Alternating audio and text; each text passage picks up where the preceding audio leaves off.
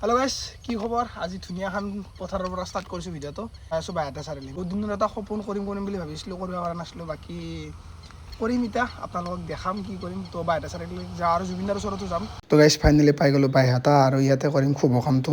মানে আপোনালোকে বহুতে গম পাইছে আৰু বহুতে গম পোৱা নাই, যিহেতু ষ্টেটাছ মাৰিছোঁৱে বাৰু, আৰু ষ্টৰিও মাৰিছোঁ। যোনে ইনষ্টা বা হোৱাটছএপত আছে গম পাইছে, আৰু যোনে নাই গম পোৱা নাই। তো এইফালে দেখা পাইছে আহি গ'লোঁ। মানে হয় খান ফুটাম বুলি ভাবিছিলোঁ বহুত দিনৰ পৰা, কিন্তু হোৱা নাছিল কামটো। তো সেইকাৰণে আহি গ'লোঁ, আৰু আজি এই শুভ কামটো কৰি দিয়ক। মোৰ জন্ম বাৰো আজি বুধবাৰ। তো ভাবিছিলোঁ বহুত দিন আগৰে পৰা, ভাবি থাকিলে কামবিলাক নহয়, ডাইৰেক্ট মানে কৰি দিব লাগে। তো সেইকাৰণে আজি ওলাই আহিলোঁ। বাকী চাৰ্টটো যে দেখা পাইছে, চাৰ্টটো কেনেকুৱা লাগিছে ক'ব। এইটো মোক পেহী মানে গিফ্ট দিছে। মানে বেছি ভিডিঅ' বনোৱা নাই পেহীহঁতৰ তাত থাকোঁতে, বহুতখিনি কথাই বাৰু মনত পৰে বাৰু সিহঁতৰ, যিহেতু আমি বহুত টাইম স্পেণ্ড কৰিছিলোঁ পেহীহঁতৰ লগত বা মাইনাহঁতৰ লগত। তো সেইটোৱে। তো গাইছ বহুত দিনৰ আশা এইফালে হৈ গ'ল পূৰণ। যি নহওক এনেকৈ সৰু সৰু আশা এটা পূৰণ কৰি যাই আছোঁ। ভৱিষ্যতলৈ যিমান পাৰোঁ কৰি যাম। বাকী মানুহে যি কয় ফৰক নপৰে, কাৰণ জুবিন দাই কৈছিল তোমাৰ যিটো কাম সেইটো তুমি কৰি যোৱা, বেলেগে ভাল পাই বেয়া পাই বাদ দিয়া। যেতিয়া ৰাস্তাৰে এটা হাতী যায় ন, তেতিয়া কুকুৰে ভুক ভুকাব, কিন্তু হাতীটোৱে কেতিয়াও ঘূৰি নাচায়। তো সেইটোৱে কথা, বেলেগক বাদ দিয়ক, নিজে কিছুমান ভাল পাই বস্তুবিলাক কৰি থাকক, বাছ এইটোৱে কথা। তো গাইছ এতিয়া আমি আহিছোঁ জুবিনদাৰ ওচৰত। দেখা পাইছে এই দূৰৰ পৰাই ধুনীয়া আছে, কিন্তু মই বহুত আৰ্ট দেখা পাইছোঁ,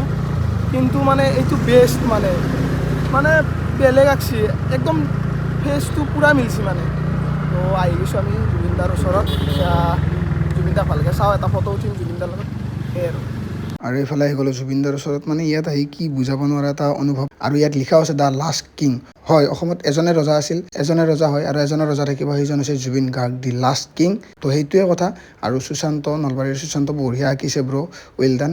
তো এনেকুৱা ধুনীয়াকৈ আঁকি যোৱা। তো জুবিনদাৰ যিবিলাক ৱাল পেইণ্টিং কৰি আছে, জাষ্ট এটা কথাই কওঁ, বিকৃত ৰূপত আঁকিব নালাগে। বাকী চবতে আঁকক, কথা নাই, চব জেগাত জুবিনদাৰ ফটো আঁকি দিয়ক, কিন্তু বিকৃত ৰূপত আঁকিব নালাগে। বিকৃত ৰূপত যেতিয়া জুবিনদাৰ ছবি এটা দেখা পাওঁ, তেতিয়া বেয়া লাগে সঁচাকৈ। বাকী চাৰিওফালে দেখা পালে জুবিনদাক বহুত ভাল লাগে। তো এনেকৈ আমি জুবিনদাক জীয়াই ৰাখিব লাগিব। আজি নহওক তাৰ পৰা ওলাই দিলোঁ, আৰু এইফালে অকণমান গাহৰি মাংস ল'লোঁ, লৈ আহি গ'লোঁ পেহীহঁতৰ তাতে, চাৰিআলিতে ঘৰ। তো গাইছ এইফালে বহি গৈছোঁ, সেইফালে অনুজ, এইফালে ৰিচা। তহঁতক ভালকৈ দেখা নাই, ব্লাৰ হৈ গৈছে। তাৰপিছত এফালে ভাত লৈছে চবে, আৰু এফালে সমৰ আছে জিৰা। এই ব্লাৰ কিয় হৈ আছে মানে গোটেই? অঁ ঠিক আছে। এফালে গাহৰি মাংস দেখা পাইছে, বিলে আছে, সিয়ে বনাইছে বাৰু।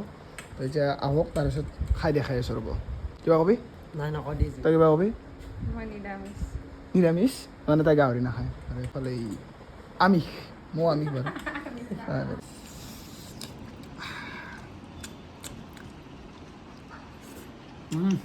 হ'ব এক পিচ মাংস খাই যাওঁ, মাংস বঢ়িয়া।